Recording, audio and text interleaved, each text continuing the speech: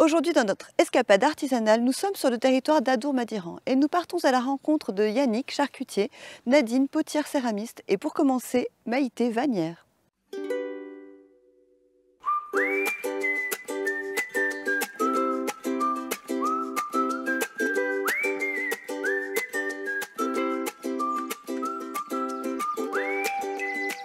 Bonjour Maïté. Bonjour. Merci de nous recevoir dans votre atelier de fabrication de paniers.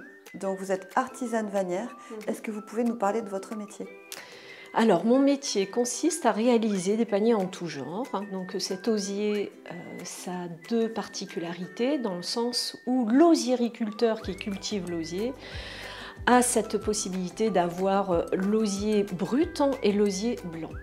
Donc pour nous, les vannières et les vanniers, on se retrouve avec des variétés d'osier, de couleurs et de textures, on va dire, différentes, ce qui nous permet de faire des techniques différentes. Ça nous donne une large gamme de vanneries, donc le panier en tout genre, c'est le panier à provisions, le panier champignon et des jolis paniers dans le sens où les techniques nous permettent de faire vraiment des choses complètement différentes de ce que l'on peut voir habituellement dans les supermarchés. Les osiericulteurs, il y en a de moins en moins malheureusement, mais ils sont principalement basés en Haute-Marne et en Touraine.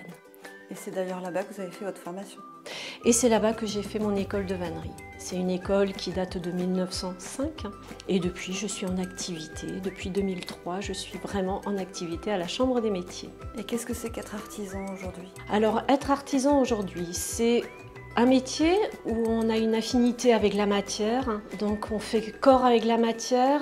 Maïté, vous transmettez aussi votre savoir-faire à l'aide d'ateliers. Alors c'est vrai que j'organise des stages, ces stages ont lieu ici.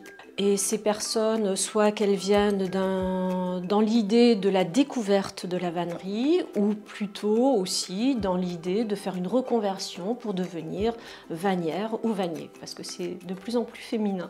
Merci beaucoup, Maïté. De rien, merci à vous.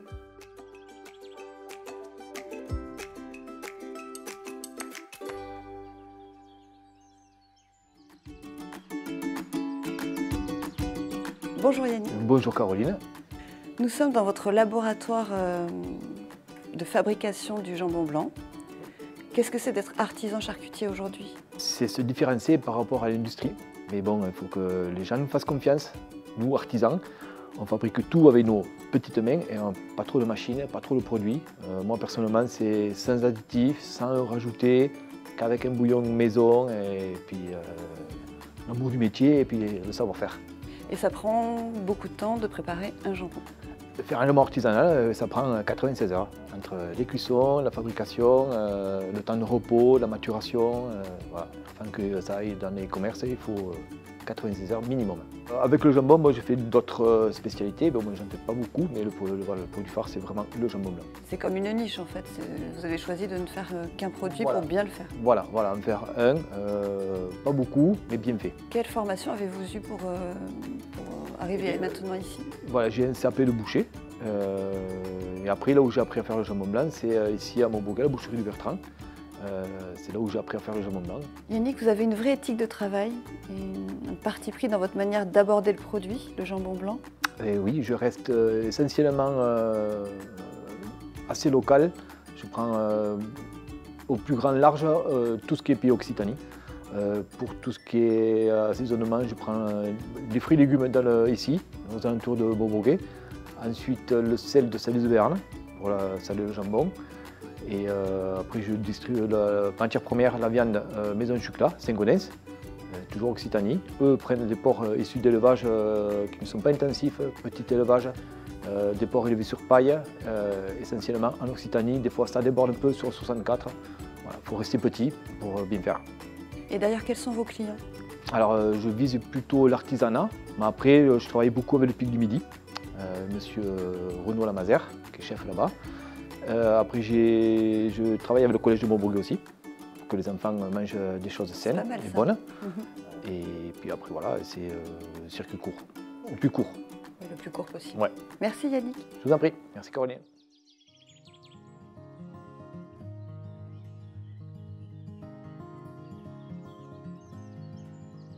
Bonjour Nadine. Bonjour Caroline, Merci de nous accueillir dans ton atelier. ça me fait vraiment plaisir.